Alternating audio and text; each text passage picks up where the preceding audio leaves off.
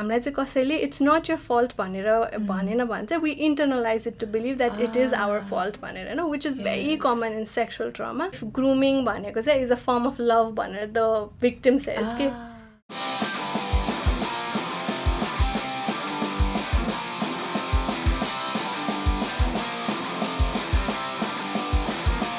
Namaste. You're listening to It's All in Your Head, and I'm your host, Akina Singh. Azoko episode ma, we are going to attempt to understand the experiences of sexual trauma and its correlation with body image and self-esteem. And joining us, we have Pratiksha Rajopadhyaya. Welcome, Pratiksha. Thank you. Thank you so much for coming on today's podcast. And firstly, हजुरको career-को बारेमा र हजुरको आफ्नै बारेमा एउटा छोटो introduction दिदिनु न.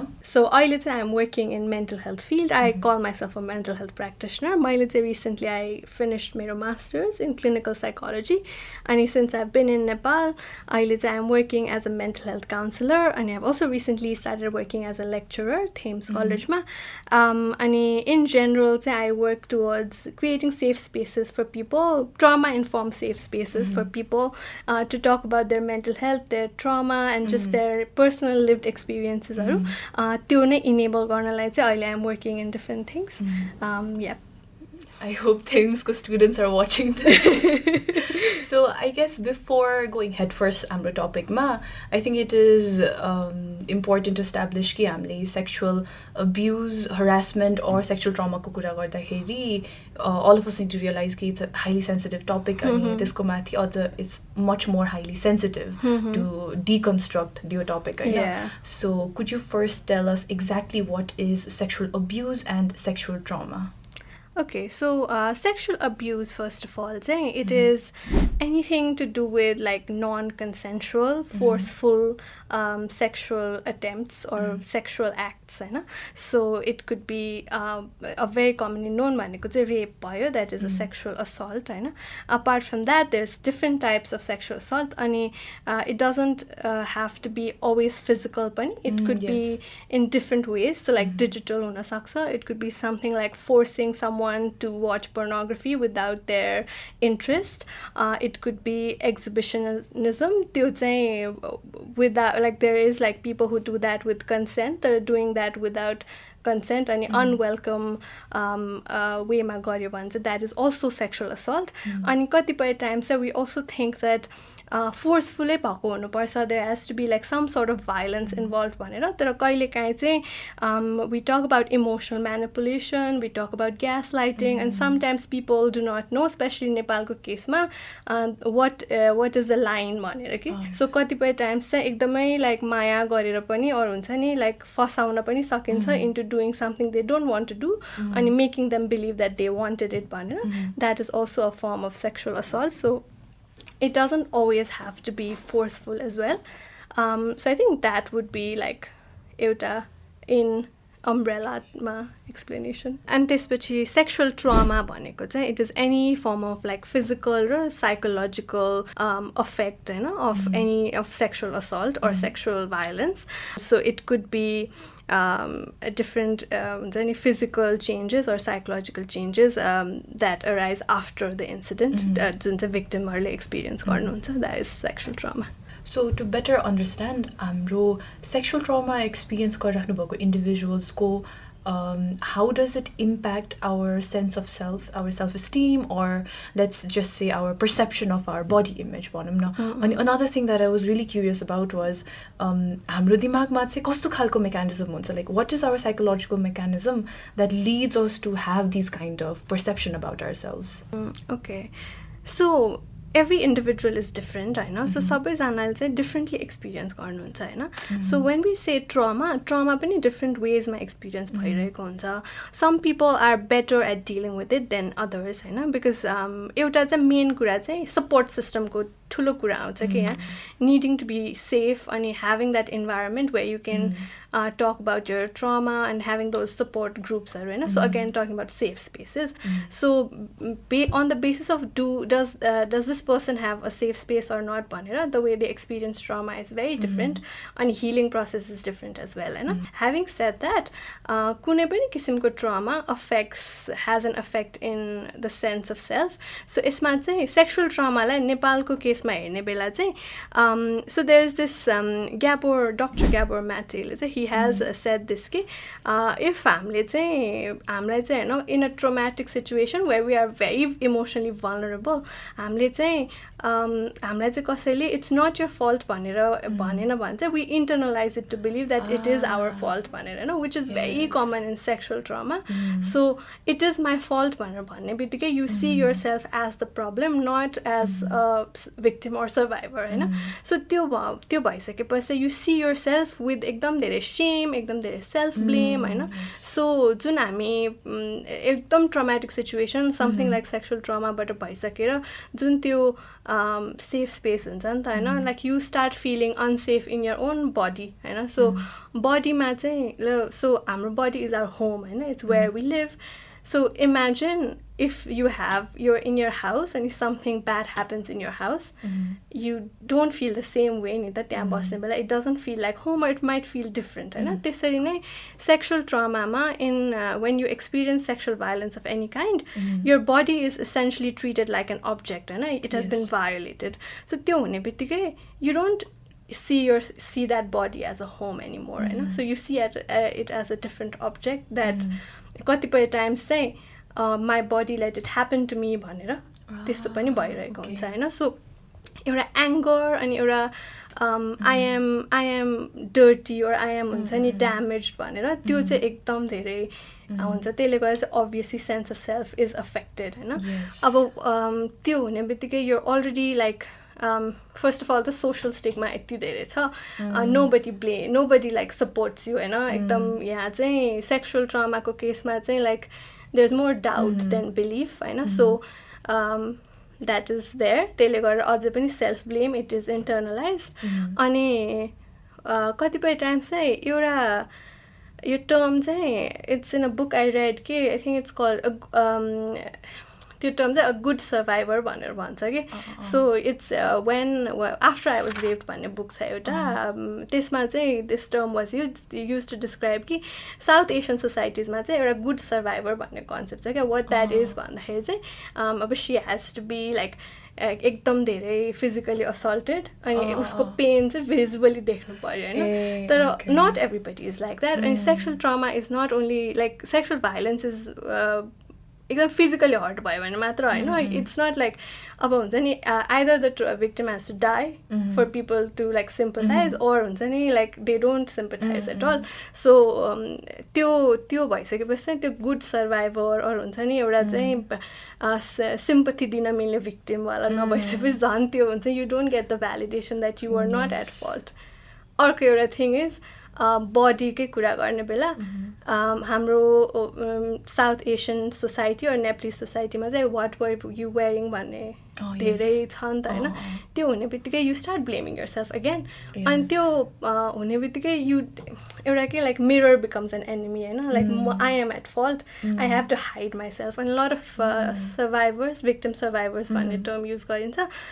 They start hiding their bodies or हुन्छ not taking care of themselves or हुन्छ so they also develop eating disorders or sometimes. So there's different ways मा body image हुन्छ नि यसरी चाहिँ affect गरेको हुन्छ. So when your body is not your home anymore, it becomes your enemy हैन. So that is how it is affected. अनि अलिकति coping mechanism तिर जाँदाखेरि चाहिँ so if all of us, any one of us experiences कुनै negative situation or traumatic situation, हामीले in one way or the other one of the varieties of coping mechanisms जानेर नजानेर हामीले apply गरिरहेको हुन्छौँ हैन. And one of those coping mechanism is dissociation. So dissociation को कुरामा चाहिँ how does it come to play as a coping mechanism for sexual trauma experience गर्नुभएको individualहरु. अनि अर्को कुरा चाहिँ if there are any कसरी like dissociation को long term effects on our own body image चाहिँ हुन्छ कि हुँदैन. Okay, so dissociation चाहिँ just to explain what the term is and it is to kind of like separate yourself from the experience and separating yourself from the time where you had that experience हैन. So त्यो हुने अनि अझै layman term मा चाहिँ fragmentation पनि भनिन्छ हैन त्यसलाई. So that is still as it could also be called as a negative coping mechanism. तर in cases of trauma चाहिँ I wouldn't say कि यो चाहिँ गर्नुहुन्छ यो चाहिँ गर्नु हुँदैन. You kind of hold on to whatever you're able to hold on to, होइन. So dissociation is quite common. किनकि अघि मैले भने जस्तै you start associating your body as a separate entity and you as a separate entity, okay? So it happened to your body, होइन. So if you dissociate from that, it didn't happen to you. Or हुन्छ नि त्यो यसरी एकदम it didn't happen to me भनेर भन्ने पनि त धेरै छ नि त. अनि सो त्यो भएर चाहिँ dissociation is quite common. So coping को रूपमा युज गर्ने बेला चाहिँ I think that in that way, होइन, like यस्तो something big happened to me, मलाई यस्तो भयो भन्ने बेला चाहिँ you start to kind of त्यो हुन्छ नि separate yourself from that situation, which is very normal पनि. एकदम सानो सानो कुरामा पनि we start doing that, नि त we start like compartmentalizing bad memories, होइन. त्यसरी नै that is how it works.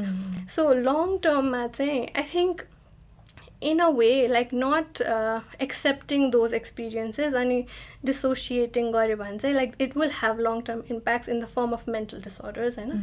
त्यो चाहिँ like trauma in any form of trauma, त्यो चाहिँ होइन, you will like be कुनै न कुनै किसिमको mental disorder भइरहेको हुन्छ. and if you don't get support, होइन, अघि कुरा गरे चाहिँ social groupsहरूको support पाएन, you don't get a loving, caring, compassionate environment, that will be long lasting, that will only be like a way you're trying to heal by kind of thinking that didn't happen at all भनेर, होइन.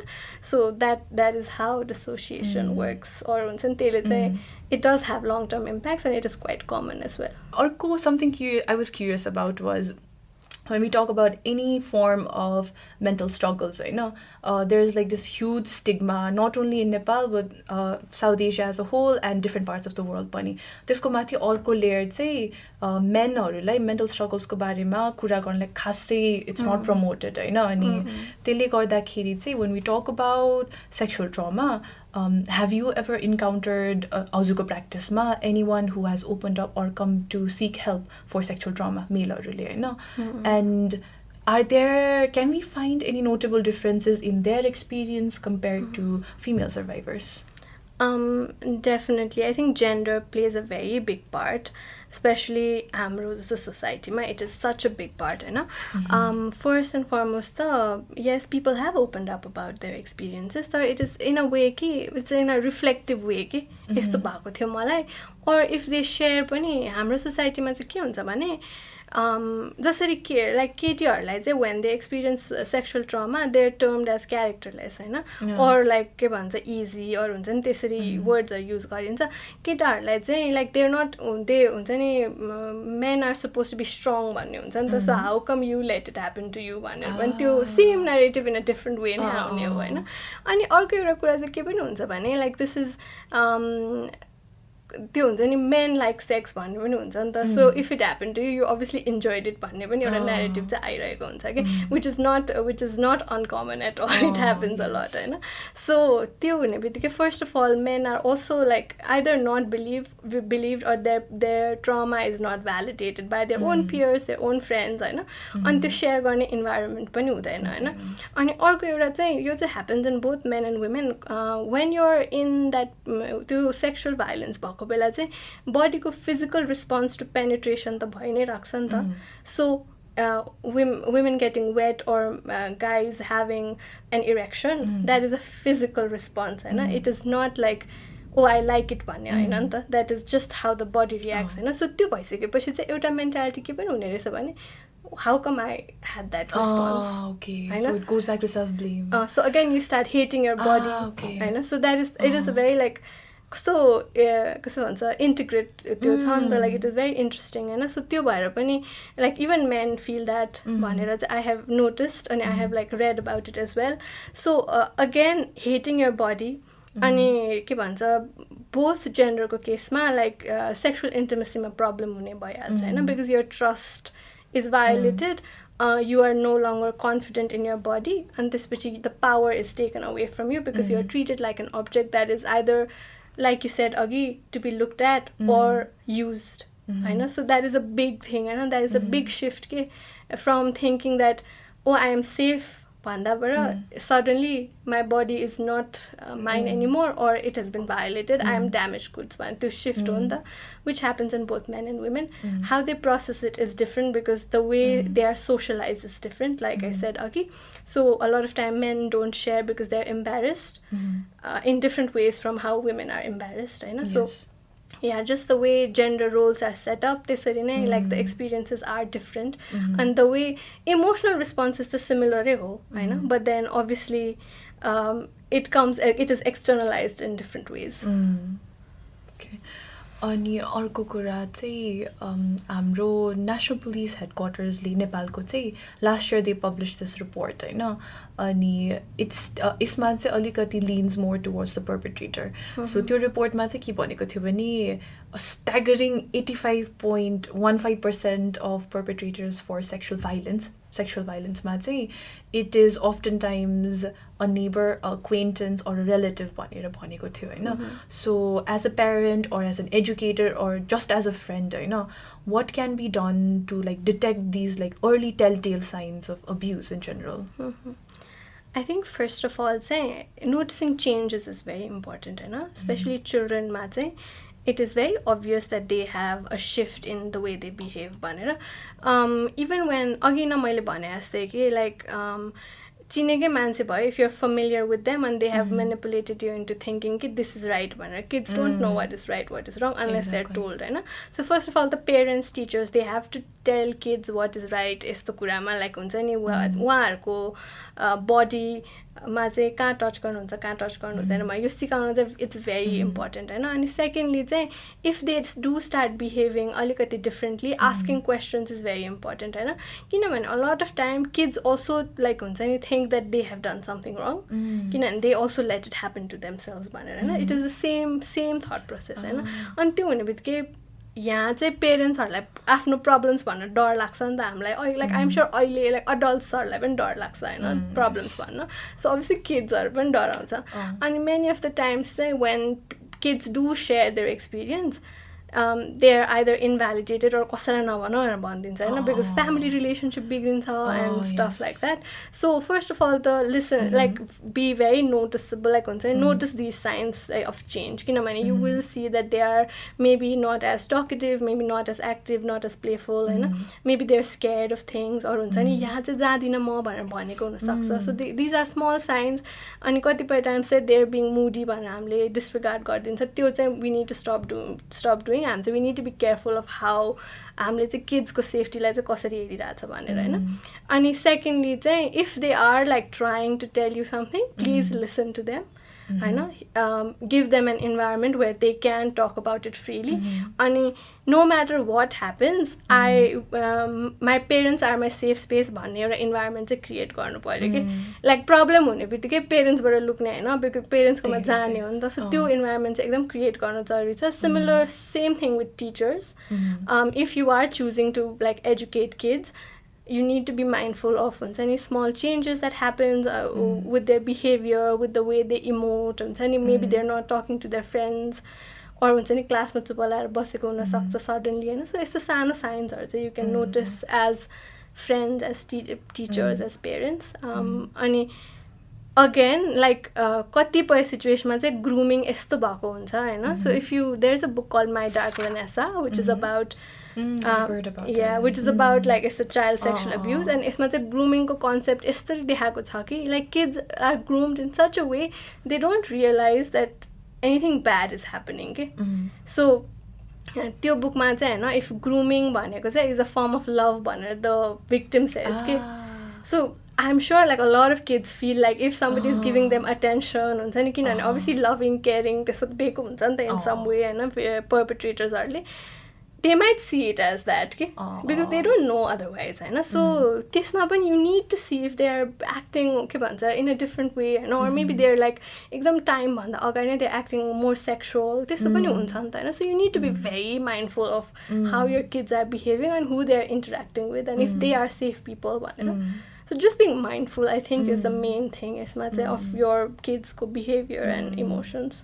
Okay, so हजुरले भन्नुभएको कुरामा चाहिँ not related towards children, तर when we're talking about body image को कुरा र self esteem को कुरा, it's usually in a negative connotation हुन्छ that like you have a very bad perception of your own body or you have low self esteem भनेर हैन.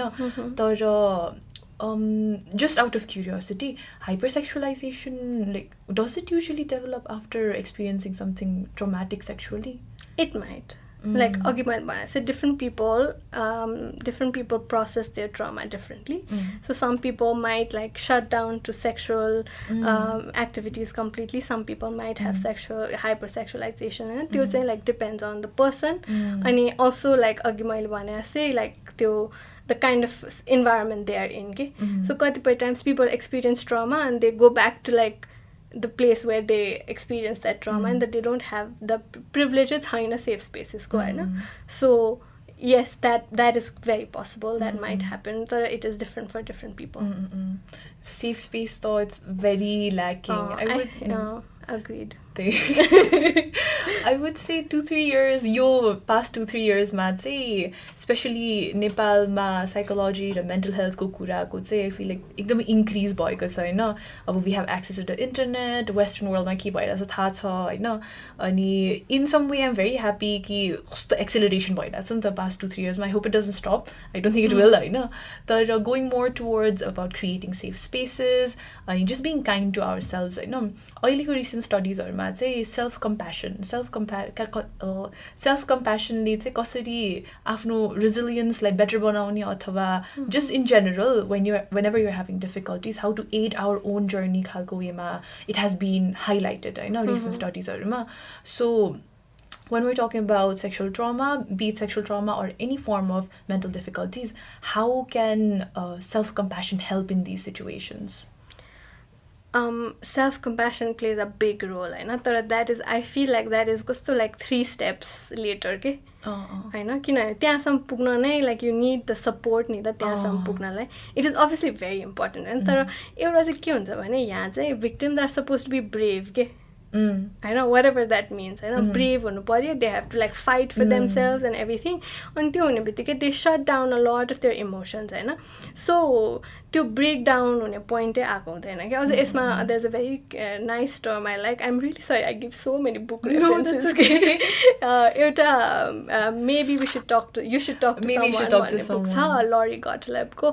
She's talked about how it's not breaking down, it is breaking open. So that is such a beautiful way to put it. Okay? So unless you break open, you have that physical awareness of what happened to you and you accept what happened to you, which is going to take time. It needs a lot of social support and compassion and that space for them to heal. And sexual trauma case, I feel like social support is very important. As a society, we need to help survivors heal before they go on their individual journey to heal. So they need that psychological or social support. Self-compassion, it is what this definition being kind to yourself no matter what happens. So not just being kind to yourself when everything is nice and good. It's being kind to yourself no matter what happens. So first of all, we need to work on the social stigma and this shame aspect of sexual trauma survivors. This process, I think self-awareness, self-compassion comes from, first of all, like accepting the physical awareness that this happened to me, it is not my fault, and I am not to blame, and this doesn't change who I am as a person. Because I think there is also times resilience or vulnerability, let's say, like opposite ends of each other. I feel like being vulnerable is also being resilient. So you get to be vulnerable, you need to be vulnerable, and you need to obviously like break open, cry. That doesn't mean you can't be compassionate to yourself, and that also means giving yourself time and knowing that healing is going to take time. And healing is never a journey, it's a destination. It's like sorry. No, healing is not a destination. It is a journey. Yeah, so like you're never going to heal completely, and the more you heal, you realize there's more space to heal. So त्यसको लागि चाहिँ obviously self-compassion is important, तर त्यसको लागि before that they also need the social support for to reach that. किनभने I feel like in a country like Nepal, healing, benefiting from therapy, and receiving psychological support, plus like being able to practice self-compassion, all of these things are such a big privilege. We don't have the space to do that. Yes. So social support in any situation एकदमै necessary, and especially when we're talking about यस्तो sensitive topic it's very easy to notice कि social support like कस्तो थोरै छ भनेर के, like not only like any form of violence, like domestic violence मा हुन सक्छ, त्यसमा त झन् partners they don't want to separate because समाजले के भन्छ, उसले के भन्छ, यसले के भन्छ, अनि तपाईले अघि नै मेन्सन गर्नुभएकोमा चाहिँ आफ्नो रिलेटिभसँग रिलेसन बिग्रिन्छ, like family टुट्छ खालको वेमा हैन. So yeah, social support very very much needed for more safe spaces. Please create more. I'll try my best. So अर्को कुरा चाहिँ I wanted to add Isma, ever since we started your podcast, like adults have came up to our messages and they've asked in the messages and to me ki like isto barema चाहिँ मेरो साथीले अथवा मेरो स्टाफले open up गर्यो भने what do I do? Like how do I talk to them? How do I direct them proper support ko लागि हैन? And these are all like well educated people, like young पनि हो हैन, but आफ्नै स्टाफले आफ्नै भाइ बहिनी अथवा आफ्नै बेस्ट फ्रेन्डले क्लासमेटले acquaintanceले ओपन अप गर्नुभयो भने के गर्ने भनेर like प्रोटोकल एउटा चाहिँ they're very curious के. So let's say sexual trauma केही कुरामा if someone opens up to you हैन, like what are you supposed to do त्यो बेला? I think first of all to just be kind, be an active listener. Don't interrupt, don't give advice. I think those are like basic like basic steps and a bare minimum. And अर्को is it is very understandable. नेपालमा चाहिँ we don't have a culture of empathy, we have a culture of sympathy. ला यो भयो भनेर भन्छ. तर I can understand के भन्छ तिमीलाई यस्तो भयो अनि म बुझ्न चाहन्छु अर म बुझ्छु भन्ने त्यो कल्चरै छैन हैन. So first of all practice empathetic conversations. There are many resources that you can use. Compassionate communication भनेर हुन्छ हैन. त्यो भनेको चाहिँ it's basically being mindful of what someone is telling you and listening to them without like के भन्छ trying to solve their problem, just listening to them first of all and also just being mindful that they might not have their safe space anywhere else and they're seeking your support or seeking help just for you to listen and त्यसपछि चाहिँ maybe you offer them कि यस्तो resources are यस्तो services are do you want me to help for me to connect you to these spaces भनेर you can't force someone हैन. सबैजना चाहिँ they need to be ready आफै. So also maybe you could obviously help them get to that place where they're ready हैन, तर don't be forceful and just give them time हैन, and just be kind. I think just be kind, compassionate and I think just listen. Active listening is very important. It helps a lot in the situation. Yeah. I feel like these are all like simple things, but when we're actually doing it, it's like it feels so highly complicated. I think this is a nice point to round about our conversation, and obviously concerning this topic and many more, like हामीले यो एउटा podcast को episode मा सीमित गर्ने भनेर हुँदै हुँदैन. This is like a conversation that needs to go on for like generations. My last question is, what are some bits of wisdom that you want to share to anyone who's navigating through life? It can be book recommendations as well. I am not wise, but then I think I would just say ki like the world is already a really hard place, so I think as human beings we do have each other and we're all dealing with similar emotions. I think the key is to just be kind to each other and like hold spaces where we can all break open and we can be like we can talk about our feelings and not be judgmental. I know it's hard, but just be kind, compassionate and as much as you can, obviously listen to people, be there for people, also, but also more importantly, be there for yourself. Be kind to yourself. I know, and it might be hard, but then obviously, two steps forward, one step back is still one step forward. Yes. So be kind to yourself, and also it starts from you, Nita, first. So be kind to yourself, be kind to others, be kind to animals. Wise words, wise words. All right, thank you so much for coming on today's podcast. Thank you. Thank you so much for having me. That's it for this week's episode of It's All in Your Head. Thank you so much for watching or listening. If you're watching this on YouTube, you can leave any of your thoughts, questions, or insights that you have in the comment section below. And if you're listening to this on a podcast platform, you can share your thoughts and tag our socials. It really helps other people discover the podcast. All right, thank you so much for watching and listening. And if you haven't already, hit the subscribe button and see you next week. Bye-bye.